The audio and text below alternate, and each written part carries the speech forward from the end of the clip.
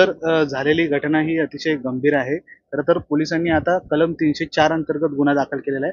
परंतु मुंबई आणि उपनगरात असे अनेक असे होर्डिंग्स आहेत ज्यांच्यावर कारवाई होणं देखील गरजेचं आहे. काय सांगाल आपण? पहिली प्रतिक्रिया काय द्याल? निश्चितपणे खरं तर 40x40च्या पेक्षा मोठा बोर्ड असता कामा नये असा नियम आहे. परंतु अ, या बोर्डच्या संदर्भात तो ज्या ठिकाणी कॉलनी आहे त्या ठिकाणी हा बोर्ड होता आणि त्याच्यामुळे अशा तऱ्हेचे बोर्ड उभारणं हे खऱ्या अर्थाने अतिशय डेंजरस आहे. शेवटी अपघात घडलेला आहे आणि वादळ सुद्धा आलेलं होतं. परंतु याच्याकडे दुर्लक्ष करता येणार नाही की सेफ्टीचे नॉर्म्स हे त्या ठिकाणी ज्याच्या मालकीचा हा बोर्ड होता त्यांनी पाळलेला नाही. त्याच्यामुळे त्याच्यावर कडक ऍक्शन होईल. पण हे ज्या होर्डिंग्स आहेत याचं ऑडिट होण्याची गरज तुम्हाला वाटते का? निश्चितपणे ऑडिट म्हणजे कसं असतं की ज्याला म्युन्सिपाल्टीची परवानगी असते त्याला नियमच आहे की 40 फूट बाय 40 फूट याच्यापेक्षा मोठा बोर्ड असू शकत नाही. परंतु हा बोर्ड खूपच मोठ्या साईजचा होता.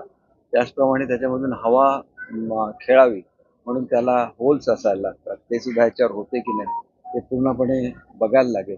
आणि त्याच्यामुळे एकंदर ही काळजी ही आपण केवळ व्यवसाय बघतो आणि त्याच्यामध्ये लोकांची सेफ्टी बघत नाही. त्याच्यामुळे आलेल्या प्रसंगाला याचा जो मालक आहे त्याला निश्चितपणे सामोरं जायला लागेल. एकूण सर्वच पक्षाने या होर्डिंग संदर्भात या 15 दिवस अगोदर किंवा गेल्या वर्षापासून तक्रारी करायला सुरुवात केली होती. मात्र पालिकेचं कुठेतरी दुर्लक्ष झालं असं म्हणता येईल का? कारण 15-20 एक दिवसापूर्वी किरीट सोमय्या देखील त्या स्पॉटवर जाऊन आले होते. त्यांनी देखील तक्रार केली होती. मात्र आज पालिका सांगते की आज सकाळी नोटीस देण्यात आलं होतं म्हणून.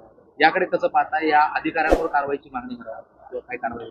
एक गोष्ट अशी आहे की या संदर्भात कोर्टामध्ये केस चालू आहे की ह्या बोर्डाला रेल्वेचा नियम आहे त्याप्रमाणे रेल्वेच्या नियमानुसार यांना परवानगी देण्यात आली होती आणि ती महापालिकेला मान्य नव्हती आणि त्याच्यामुळे ही केस कोर्टामध्ये आहे आणि या संदर्भातला अंतिम निर्णय व्हायचा आहे.